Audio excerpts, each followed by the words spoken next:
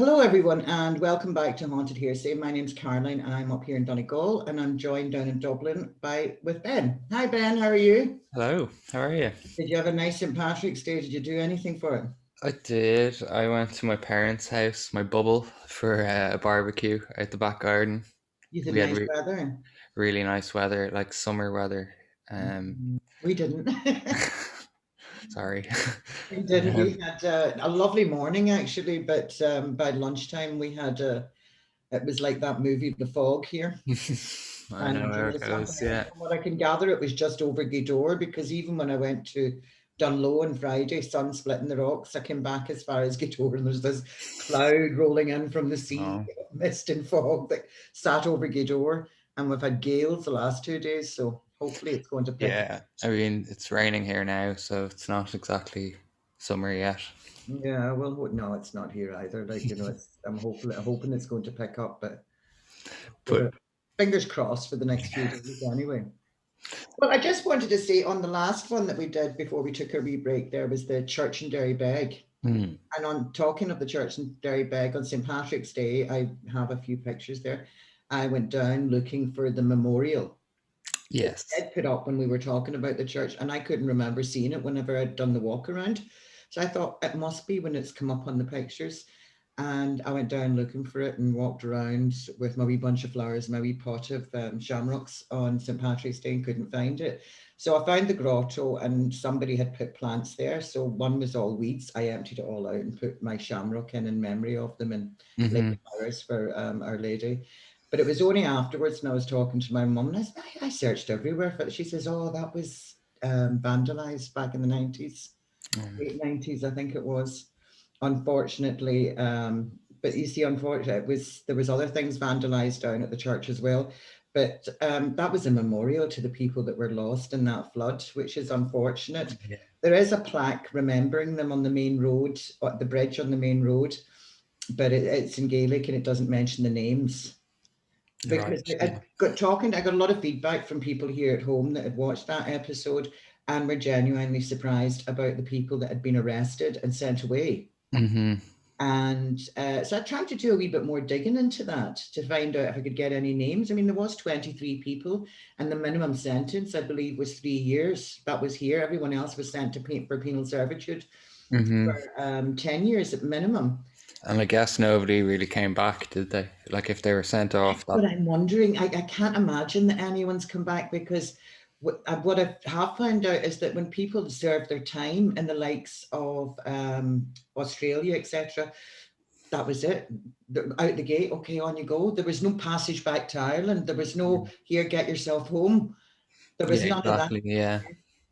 Those they stood in, and this is how they had to come out and face it. So, I mean, extremely hard times and extremely hard punishment for people that threw stones to stop soldiers with guns picking up arresting their priest. Mhm. When you think And about like, it, yeah. I'm still, I mean, it was my grandpa, well, it was my granddad Leslie's time. He was born 1899. So, yeah, he would have been a toddler. But it was my great grandparents' time. And knowing that I know most of the people that live here, because I'm related to more than half of them, I can only imagine it was the same, but with a third less people here at the time. Mm.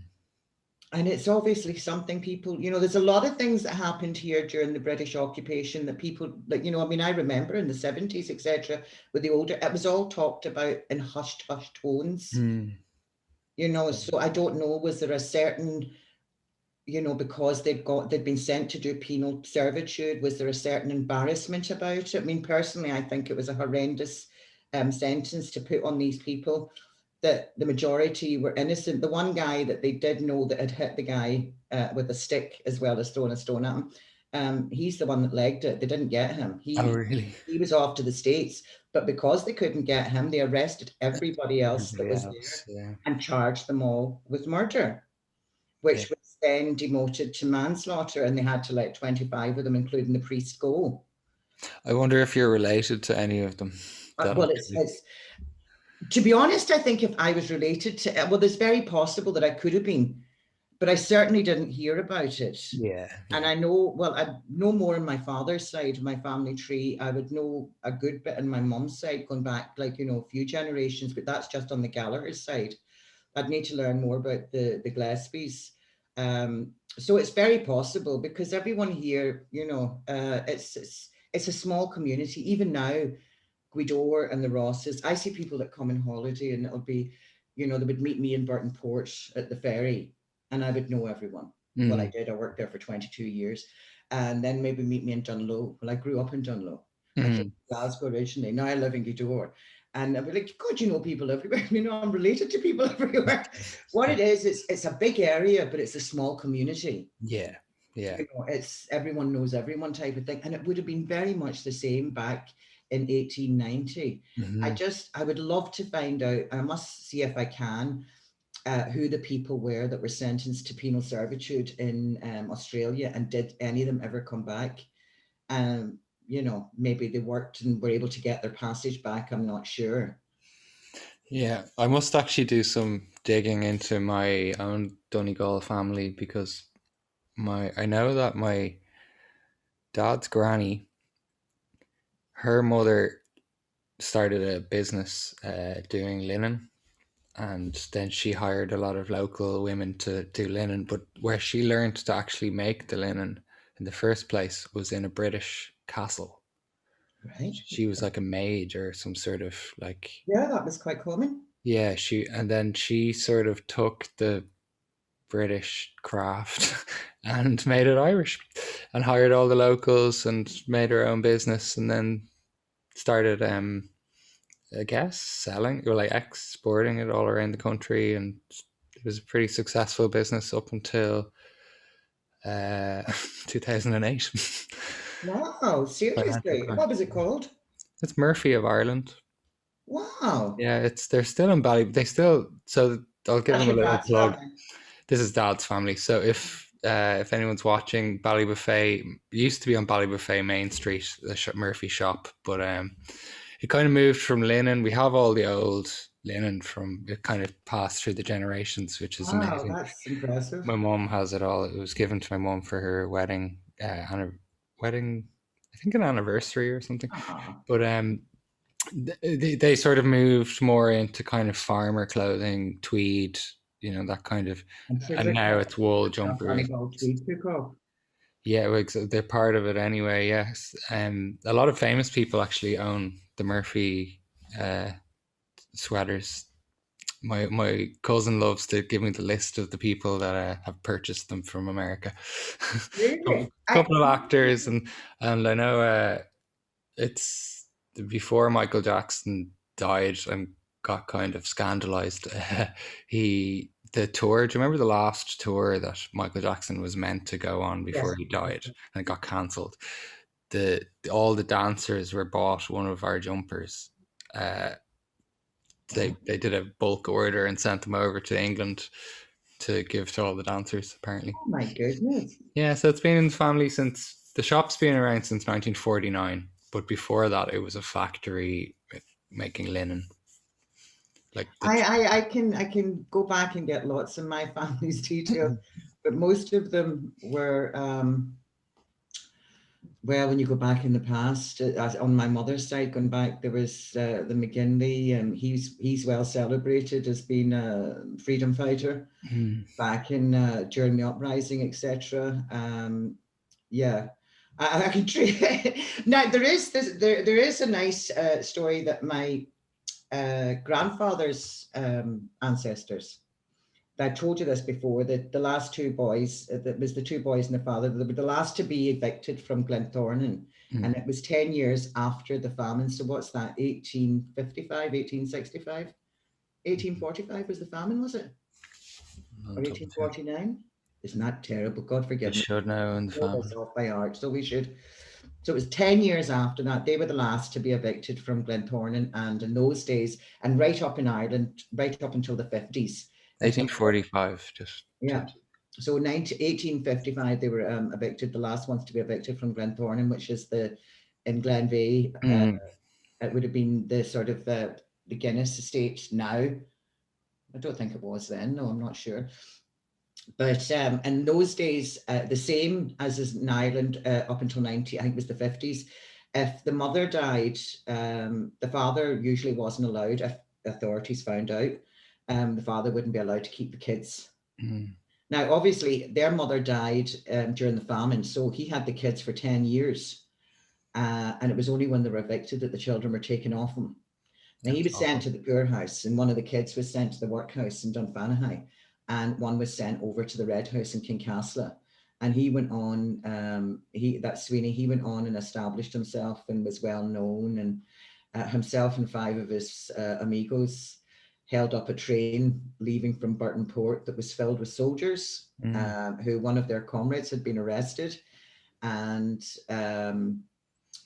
or was it his son that done it? And they held up the train at Mean Bannet with over 200 British soldiers on it, all armed. And five of them held up the train, got their mate back, and legged over the bog with not a shot fired, and nobody chased them. That's amazing. So I'm assuming that the soldiers going back to Derry would obviously have finished their stint here. Yeah, they And I'm weren't. thinking probably more along the lines of that's someone else's problem. We're out of here. I don't Yeah, care who's dealing with it. yeah, Probably something like that. But see in the pictures now I showed crossing the church, there's one you can see like a small river and it goes up like through a viaduct and there's a bridge kind of above that. That wasn't there whenever the flood happened. That was put that's in after new. the flood, Mm-hmm. the viaduct across the bridge to sort of like so that it would never come up at the same force again. Though having said that, it has flooded since and well, it done a lot of damage as well, but thank God no lives were taken since.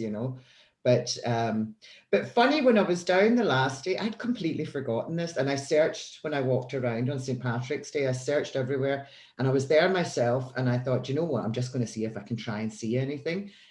Nothing, not a thing. Wherever they were, St. Patrick's Day, they weren't down at the church. So Yeah, I did. I tried very hard, but it was then that I remembered being down there when Jamie was young.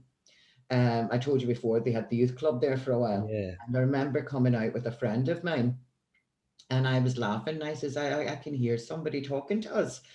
And what it was they were laughing at us and asking us why we were dressed like boys. That's strange. That's all I remember about that. And I only remembered that on St. Patrick's Day when I was down walking around. I knew there was something. And I thought, well, that has to have been people that passed in the early 1900s. Girls wouldn't have been going around and sort of Yeah, you wouldn't be wearing the same clothes and as things like that. Yeah. yeah, trousers maybe or something. Yeah. Yeah. Hello, Mika. Hello, cat. How are you? That She's cat a has a new show of name. its own too. Pardon me? Cat has a show of its own. Yeah, the Mika show, isn't that right? Come Yeah. on, we'll go. And Mika gets more hits than we do. Well, yeah, Mika's got her own Instagram with 3,500 followers. Imagine. She's a pretty cat, though. I think that explains it. Well, it is, yeah, but she's also it's my mum has two white cats. Yeah, they're And lovely. one is pristine, she's always so well groomed. And the other the other looks like it's always just coming back from a mad night out. The coat's getting matted. There's always pure white, but it's always that's the real hunter. Yeah, Both queens, but one really lords it up, and the other one just comes in looks like she's been on the tiles all night. You could film them all day and watch them. yeah, they're You lovely. had you have a video we said before now that we were going to bring this up and it's to do with cleansing spaces. Yeah, Etc. You tell us a wee bit more about it and what it is you're going to show yeah. us. So the recording is something I did for an event before, where I was explaining to somebody before, but it originally came from a friend of mine who was having some spiritual issues in her house and in Canada, and I'm not sure where she got the information from, but she told me about it when it helped her. Mhm. So I'm going to put the video up on the screen and we can talk about it. Okay, so essentially what we have here is on the left we have Epsom salts. So a jar of Epsom salts, and you can get that in sort of any pharmacy. It's very common. It's used for like muscle ache and bath salts. And then on 1 second. 1 second.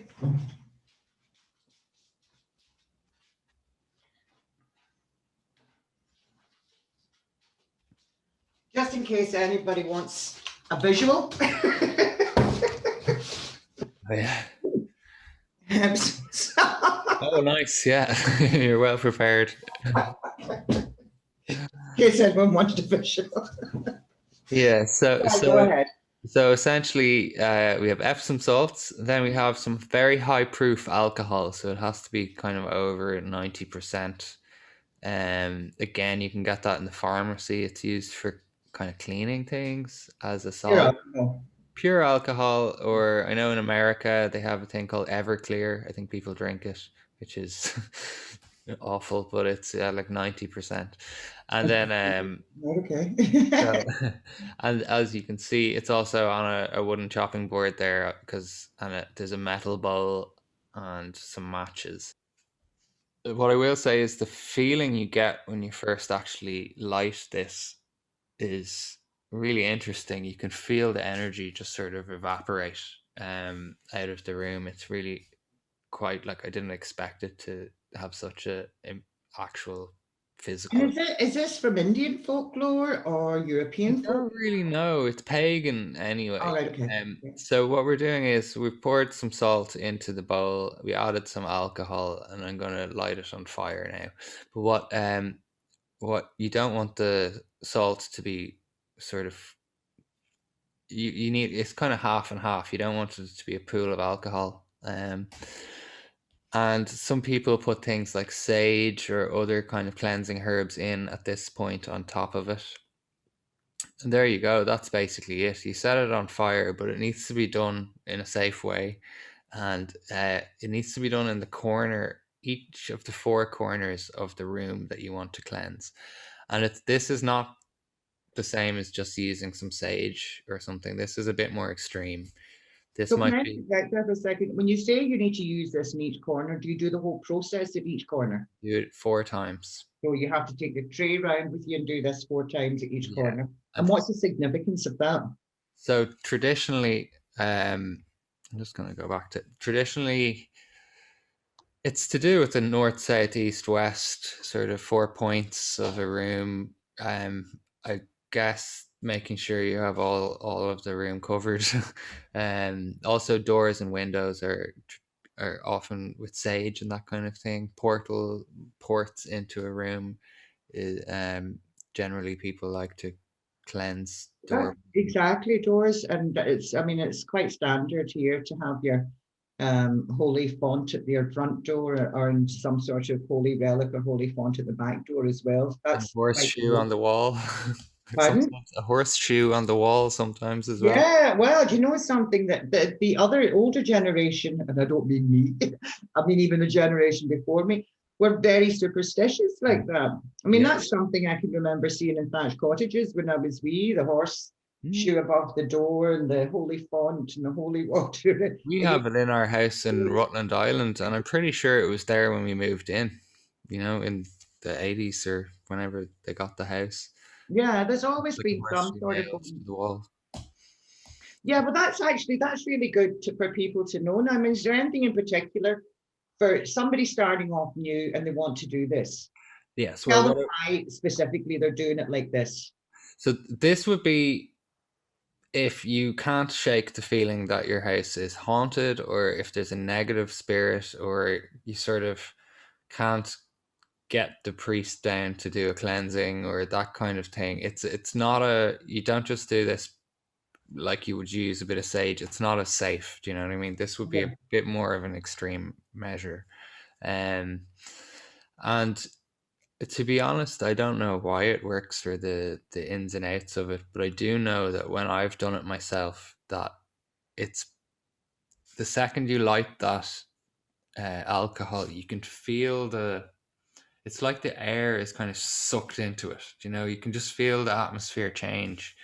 Um, so yeah, and it worked for my friend who had I know um you were telling me about her actually before. Well, I know her obviously. she became very sensitive to other people's energies. So Mm. she had to cleanse her entire house this way. And Now, this is for people that say, for instance, it doesn't feel like sage is going to cut it. yes, This exactly. is like the more extreme cleanse. Yeah. Is there any invocation that you would recommend they do at the same time? I mean, the with all of these things, they're not sort of faith specific, but it's about intention. If you can keep a clear intention as you're doing it, sort of a prayer in your head. It could be a Christian prayer. It could be you could be a pagan already. Um, whatever your denomination is, it doesn't really matter. It's more about you clearing the space alongside physically alongside what you might do if you had a spirit in your house would be tell them to leave or to go away or that kind of thing. Ask them to leave. Well, this is a bit more like you're telling them to leave and now you're stopping them from coming back. Right. Yeah. That's it's actually now see that's something I had never seen that done before, but I mean that's it's I'm pretty new to the saging as well. Yeah, I will look into it a bit more and see actually what the significance of the Epsom salts and the alcohol is. I don't think it's just about the fact that you're lighting something on fire. I think it's more. I think the Well, salt we know Epsom salts have healing properties. exactly, And and we also. know from sage, we know this is a scientific fact that people using white sage to cleanse a room, that it sterilizes the room. It Mhm, actually gets rid of more than 80% of any toxins or antioxidants and toxins or antioxidants in the mhm, air.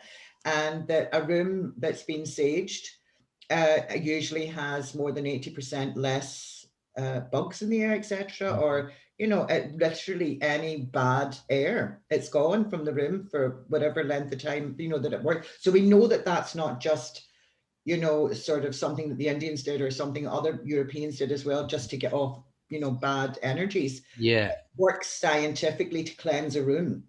I'd imagine that this is similar Yeah, in. that's what I'm just, yeah. Yeah.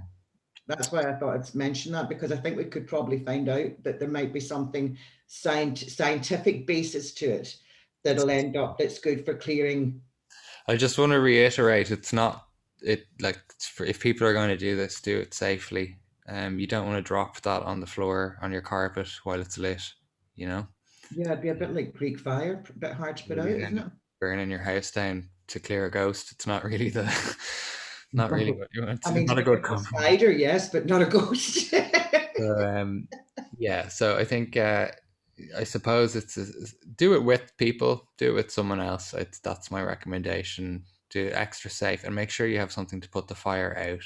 Because as you can see in my video, I had a cast iron skillet, um, Smother the small one. flame.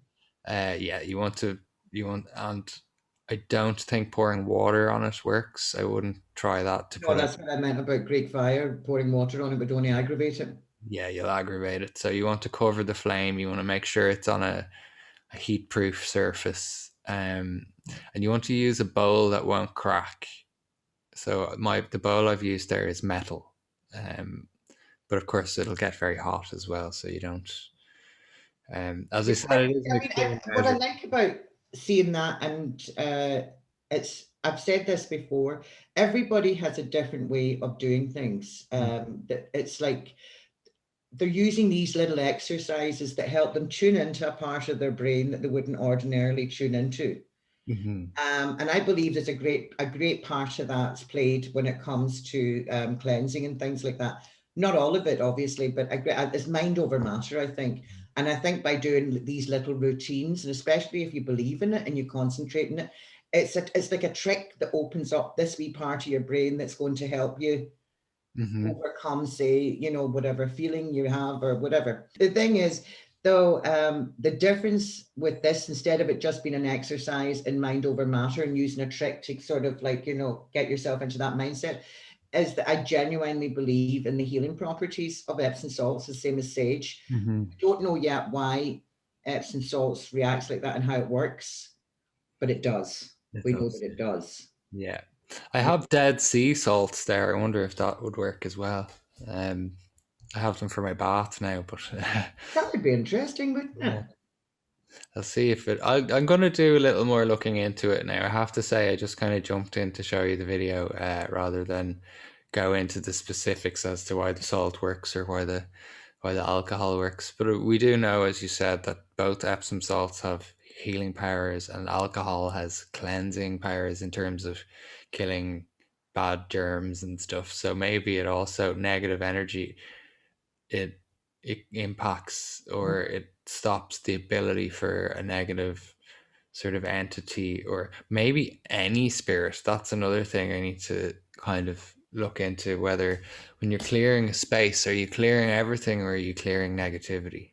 You know, I'm Well, not sure. that would be good to know as well. I mean, people are doing these sort of rituals.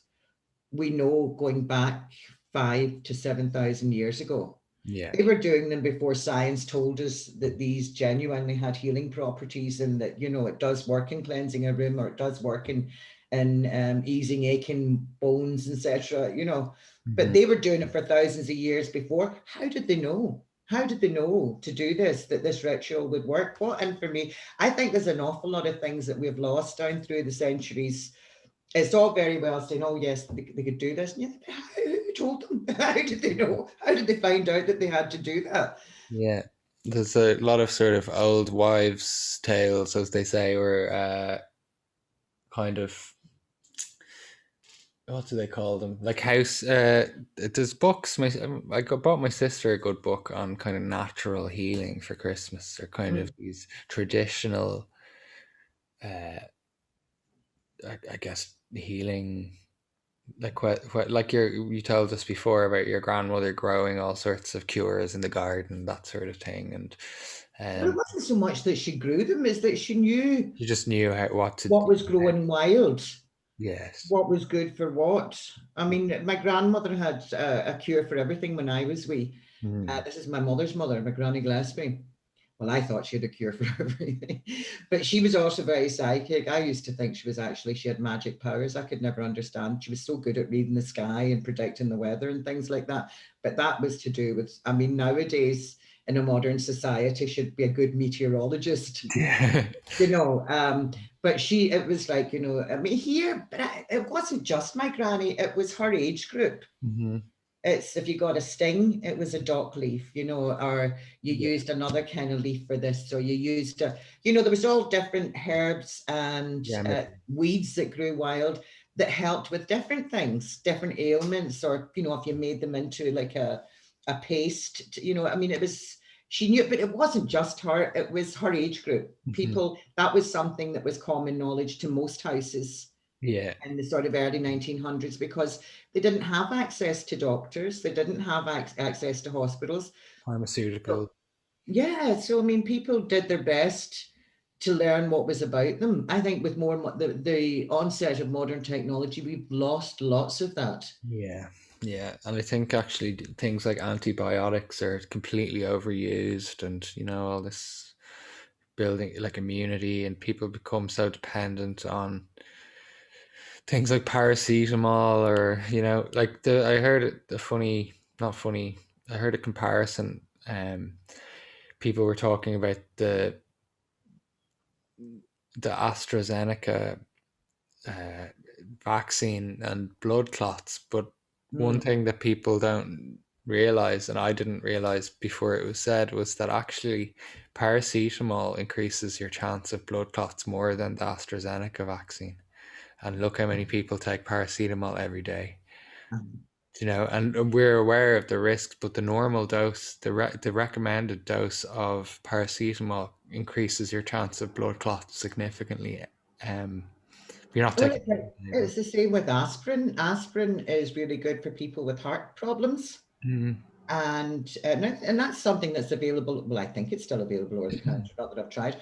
But I mean, for anyone else using it, like a layperson that doesn't have a heart trouble, if you were taking aspirin, say instead of paracetamol, uh, you have a much higher risk of bleeding in your stomach Oh wow, okay. from Does taking it? aspirin. But Yeah, again, so for it people does the that opposite. have It thins your blood. does Um, it? I'm not sure. I'm not sure what yeah, the I know that if you have a heart but problem, that would that's make sense. It would probably inc- cause that sort of stuff with the blood thinning as well. I know if you have a heart problem, they take it to thin their blood. My granny takes it. And actually, my mum and my sister are taking it at the moment because they got the AstraZeneca. Or did they get their injections?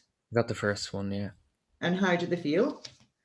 Mom had side effects for a day and was bedbound, and then my sister had side effects for 3 days, I think, or a few days, and had to take time off work.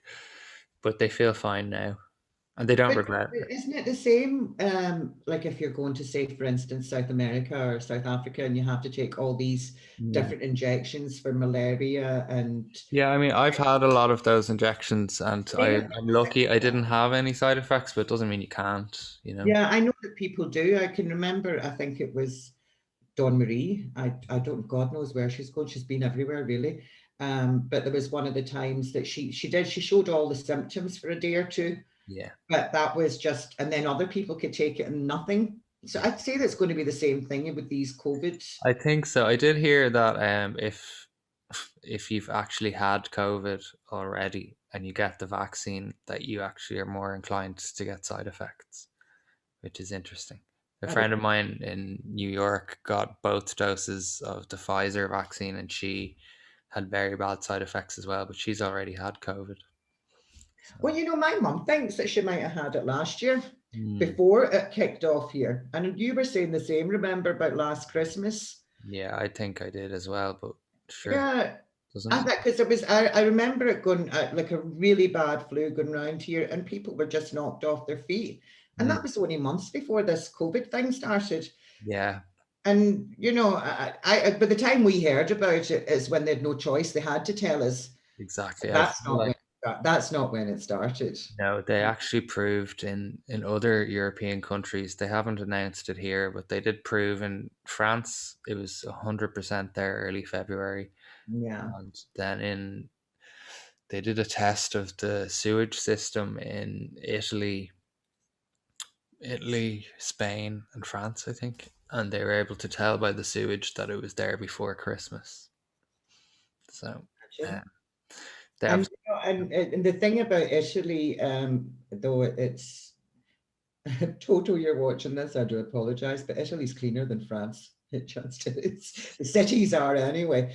I mean, Rome comparing to Paris, Paris doesn't have a patch on Rome. And don't get me wrong, I loved Paris, but Mm. it doesn't have a patch. But what Rome does have that probably helped spread it so much quicker is the communal fountains, drinking fountains all over the city. Yeah, I mean, it's beautiful spring water straight down from the mountain. But, and I mean, whenever I was there, we went up with bottles and filled our bottles. But lots of people that wouldn't have would just go up and put their head down yeah.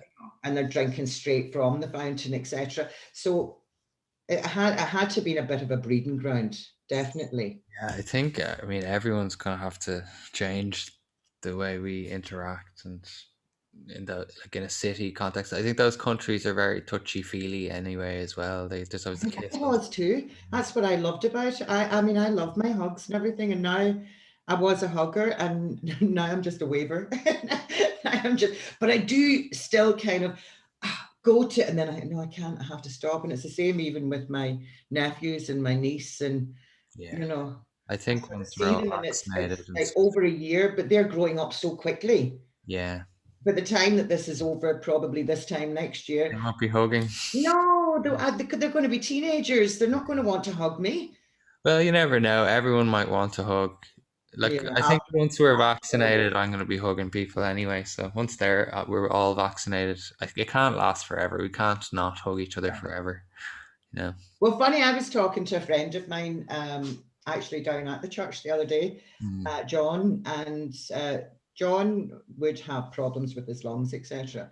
But he would have what do you call it? Air he has to carry around with Oh, him. okay, yeah. He's never felt better since COVID started. It's the first time in years that he's not been on antibiotics or something because of everyone's wearing masks, nobody's shaking hands, there's very little contact with it. And it's the first time in years that he's gone through a whole winter without having to get antibiotics. That's good. Yeah, well Yeah, done. so it just goes to show you. I mean, I know it's really hard for a lot of people, and I mean, I'm a hermit most of the times, and even I'm struggling with it now. Mm. But it just goes to show you. I mean, and when he said that, I thought, you know, it's funny you mentioned that It's been a while since I had one too. So there's benefits that I think we need to save when this is over. I think for a Hygiene. long time I'll still be wearing my mask and I'll probably still back off. Oh yeah.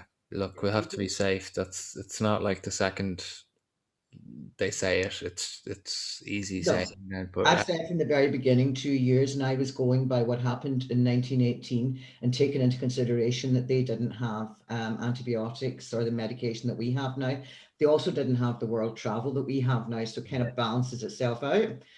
But I still think that's the duration. I'm sticking to my guns this time next year. It's over and done with, and we're looking back at it. And I'm saying that for the record now. So yeah, I tend to agree. yeah. I'm hoping to have hoping now we'll see, but before the end of the year to have a small gathering with vaccinated people only on the island. Yeah, Um, that sounds fab. I just can't wait to kind go of to like the back to being in the same room as other people. And look, if you're all safe and tested and vaccinated, then there shouldn't be any issues. And at the end of the year, kind of before the weather turns. yeah. Yeah, yeah, and I like your group. Your Yeah. group are good fun. I have a lot in common with them, and they're very tolerable of me. Make sure Paddy comes as well. Paddy's Yeah, always that's. I want to just bring everyone back from. Everyone's all our spread. Anthony and Keelan. I'm not leaving anybody out, but Paddy's always good to me. He's one of my favorites. Well, we're not going to do much more tonight because I think we just had a complete break over the Easter part. But we have Thursday evening, we have Regina coming on to join us. And we're just actually, instead of starting anything new, I want to leave that, if possible, till next week or even the week after. We're going to go over a few of the things that we've already covered. But we're going to go in a wee bit more in depth and see if we can't cover more on the actual fairy rings and stories. But Yeah, I want to go back to Ballymaccool House. I don't think we've done enough in Ballymaccool House. And it's one of the most haunted properties that we know of in the county. I was looking at um, property listings or rental houses up in Donegal because I'm considering moving up next year, and there were a few in Ballymaccool Estate for rent.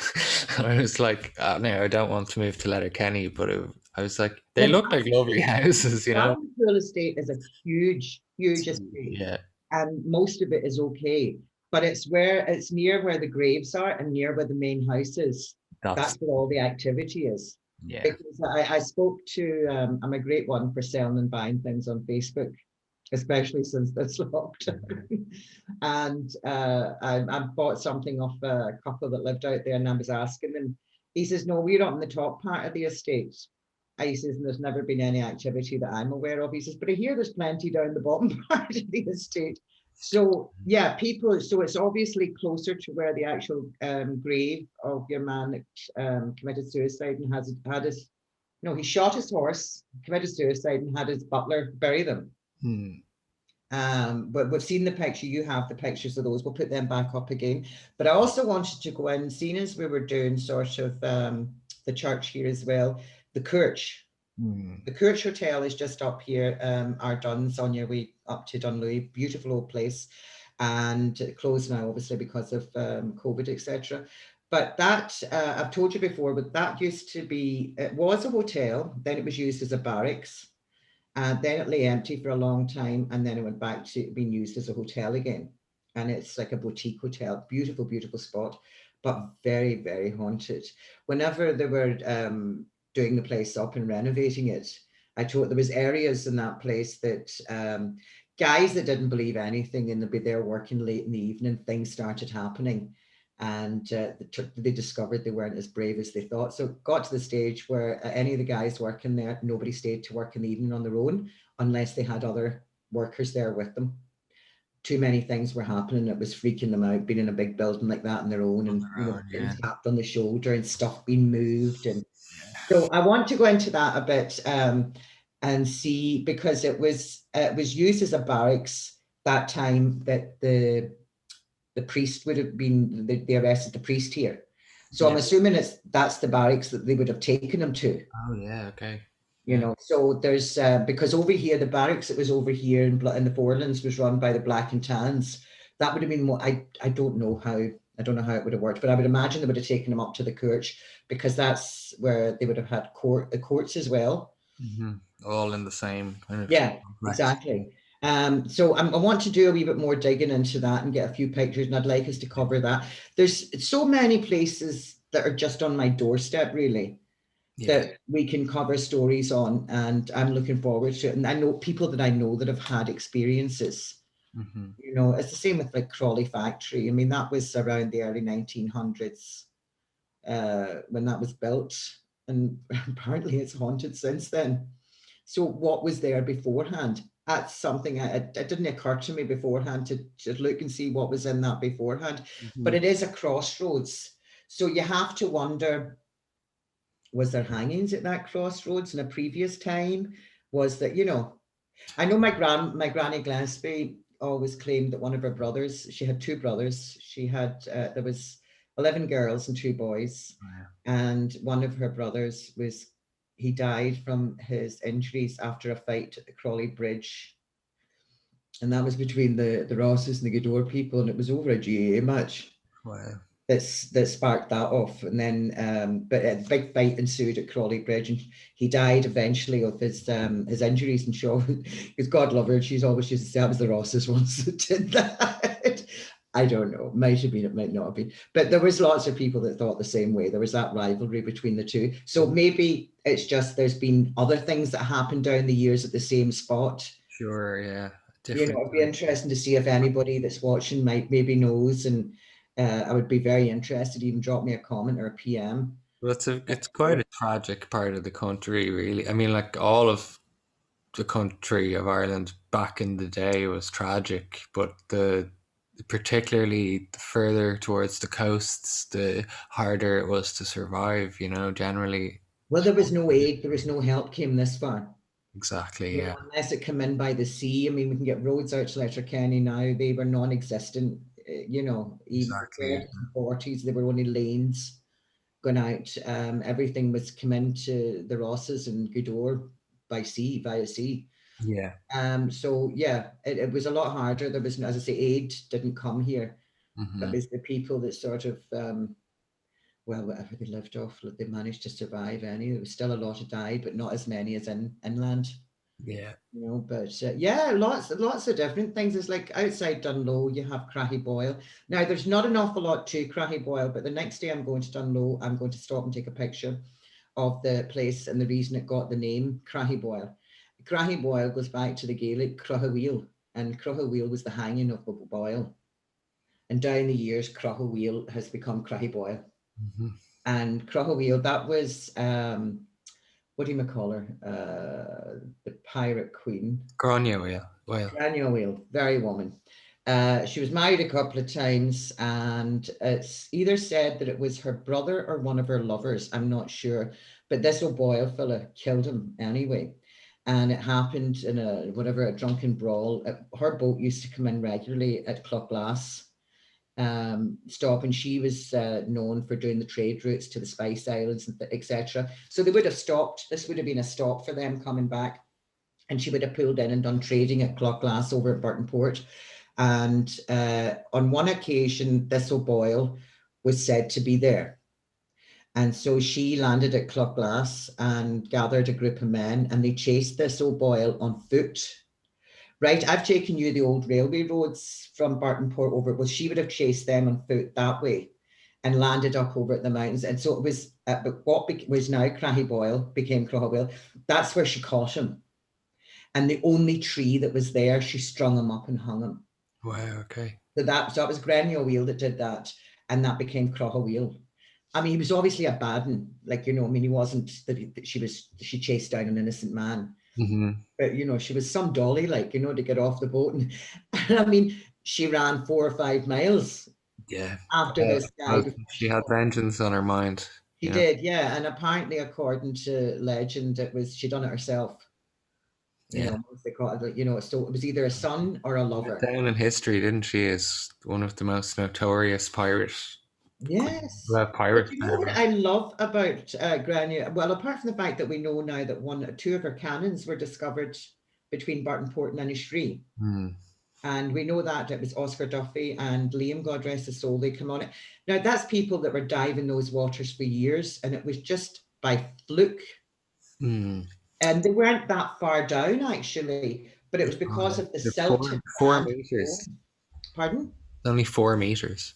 Yeah, but it's because of the Oh no, sand and sorry. I silt. believe it's 4 meters from uh, the edge of the island, maybe, as opposed to 4 meters No, it deep. wasn't 4 meters down because I know it was. It's It's relatively shallow coming up to the island. I think it's 4 meters from the island. Yeah, Yeah. but it was a part that they've gone over and they've dived so many times, but it was just there was no reason to believe that they were there, and it was Liam and Oscar that both on one particular dive they were just scraping away and I realized it was metal and it was actually a barrel. And then they realized that there was actually two of them. And it was two cannons from her ship. And they were carbon dated back to the time of when she would have been there. Mm. So, had she got into a fight in that Armore Strand when she lost two cannons beside Innisfree Island? And a ship. I don't know. That's the thing. She wouldn't have sailed with one ship. Yeah, there would have been a flotilla. Yeah, they would have been a flotilla of ships. One ship wouldn't have been a safe passage. Anyone. Well, even the fact that they were so close to the island, I wonder if there was and there's a channel. For anyone who doesn't know, it's not very wide. Those channels aren't. They're very deep, but they're dredged. So and actually part of the reason why they didn't take up a lot of that archaeological dig, they've covered it up and secured it so it doesn't get washed away in the future, rather than taking it all out. Um, Yeah, it's going to cost an awful lot of money to preserve that and to take them out and preserve it. And of yeah, course, I mean, it's still like everything's still there. Every time I go up, I go over and have a little yeah, look. I mean, the archaeologists are gone, but they secured everything to stop it being tampered with. But basically, the point I was making is that they have to dredge channels every so often. Every winter, the weather is bad here. There's they could have run up on rocks. They could have sunk their ship some other way rather than it being a battle. well, that would have been a very busy shipping lane Yeah. back in those times. That would have been a very busy shipping lane back in the early 1900s. Never mind back in those times. Now they wouldn't have come in as far as Burton Port because that, as you say, it would have been too shallow. That Yes. port wasn't dredged properly until the late 40s, early 50s, so that big boats could come in, and then they have to maintain that, obviously. But so they could only come in as far as the Arnmore Sound or the Black Hole, Yeah. which is between Eternish and Rutland, as you well know, or they could come in that far. They're coming in then, they can only come down further when the tide is in. The Hmm. water wouldn't be deep enough for big, but it certainly wouldn't have been in those days.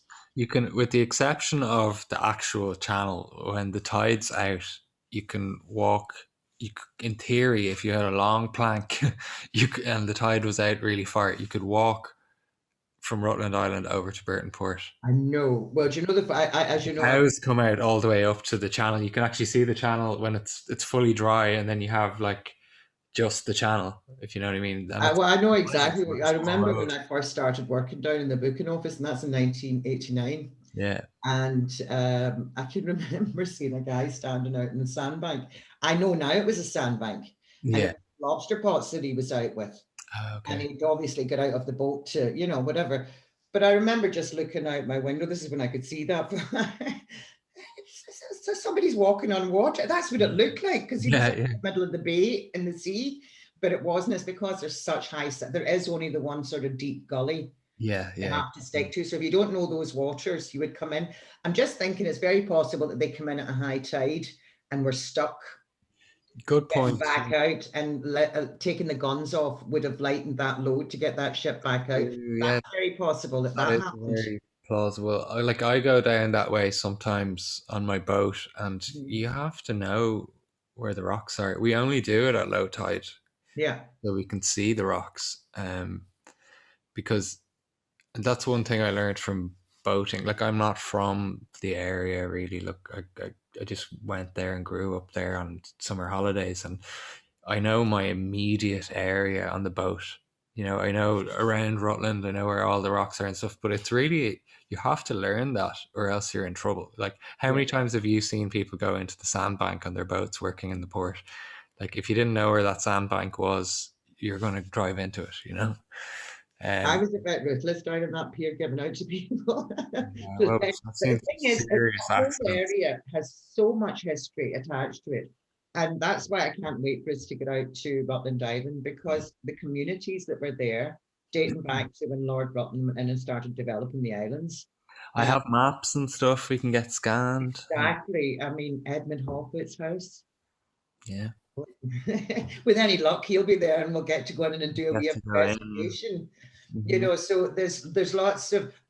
I must get speaking to other people on the island as well and see if they've ever had, sort of all your neighbours, if they've ever had any experiences. This is the time now. Yeah. And I haven't had a chance, obviously. There's still that gentleman over in the port that I want to go down and chat to. That Mike from, we never played Mike's song. Oh yeah, we could do it now at the end of this. Oh, please do. Yeah. Yeah, Mike and Mad Dog McCree. Mike's originally from Burton Port, but he lives in Plymouth now. And Mad Dog McCree have become very well known in the university scene and in holiday places all over the world. They've done stints out in Thailand and China and, all different places. They're very popular. And he wrote a song about Rutland Island and the ghosts of Rutland. Mhm. So we did ask him if we could play this before, but I think we were saving it and then we kind of forgot it. So yeah, that would be nice to hear that. Pull it up now. Yeah, because it was him that told me about this other guy I have to go and talk to, but obviously just with COVID, Yeah, and he's not the type you're going to bump into in Aldi's or Lidl's. So yeah, I'll have to wait for that. So we do have a lot of ghosts coming up yeah, once we can get there. I'm looking forward to that. So yeah, this week was tonight was just really a recap on what we've been doing. yeah. A little catch up, a little Yeah, and then solo yeah, and to after do the our cleanse. break. No, I mean, I hadn't seen that done before. So it's one thing somebody telling you. You sometimes need to see Yeah, yeah. somebody doing something for it to make sense to you. Well, if anyone's doing it, just be safe. That's all I'll say. And Yeah, I think we should do another one. We're going to do where we cleanse with sage, just to show people what it is. It's very mhm, straightforward, very easy. But as I say, some people, if you just don't know, mhm. sometimes just a wee helping hand. Okay, listen, thank you for joining us again. Please, everybody, like, share, subscribe, all the usual hullabaloo. Even if you don't, we're still going to keep coming on talking here. Still gonna keep talking. Still gonna keep asking you to like, share, and subscribe. Yeah, we're still going to keep doing it. So, yeah, eventually. No, I, we appreciate every single view. yes. Right, so we're back on Thursday, and we're back with with Regina on Thursday, and we're going to cover a wee bit more on the Kirch and see what ghosts we can't dig up from there. And we're definitely going to go back and get more things on Ballymaccool. It's just too big an area, and it's just everyone I speak to has either had an experience there or has gone up at Halloween with their kids or something, or so it's a known spot. You want to scare the bejesus out of someone, that's where you take them to. What So I might try and do as well next weekend is, now it's slight. It would be on the cusp of my 5K, but I think I could. So just anyone overseas, we're locked down to a 5 kilometer radius. But I'd like to maybe, if it's open, stick my head into Glasnevin Cemetery, which is where all the famous people in Ireland are buried, or mhm. all the I think. Oh no, they're in Kilmainham jail. Actually, there's a lot of like well known famous people There buried. is, and Brendan Behan's one of them. Being, yeah. And I love the story. I remember reading very quickly before we finished. I remember reading, I'd read Borstal Boy, obviously, but the follow up to Borstal Boy was How to Be an Irish Republican. Mm. I remember the first time I read it, I was sitting like in the tube in London reading it, laughing out loud as I was reading it. It was such funny parts in it. And the original Bloody Sunday at Glasnevin Cemetery, Brendan Behan was involved in that. That's back in the 40s, isn't it? 30s, maybe? Was it 30s, 40s? Yeah, I'm not And sure. he was arrested for that. And he was, and as you know, he came from the Liberties. Yeah. And he's in court, and he's up in the dock, and he's just about to be sentenced. And he's been sentenced to 14 years for shooting. Now, I don't think he actually shot anybody, but they were firing, so he was arrested. And he said he's standing on the dock, and he's just about to be led away. He's just been given 14 years. And this old man that lived next door to his mother in the Liberties is making his way through the crowd with this walking stick. Hey, Brendan, Brendan. He's shouting to him, and he gets up to him. Brendan says, oh, wait, thinking he was going to get these, thank God, lad, or we're behind you. And he turned around. Now, this is actually written in the book.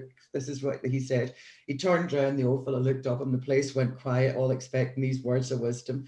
He says, any man that shot an RIB soldier from 14 feet and missed deserves a year for every foot he missed.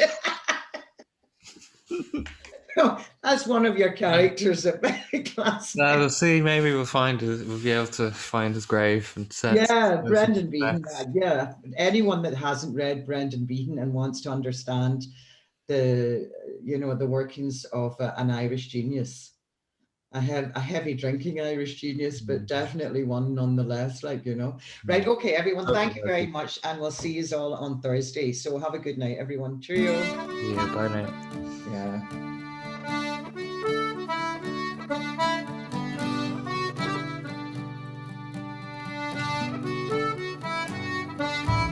More we drink, sit down by the fire, hear a fisherman's tale as the flames dance high.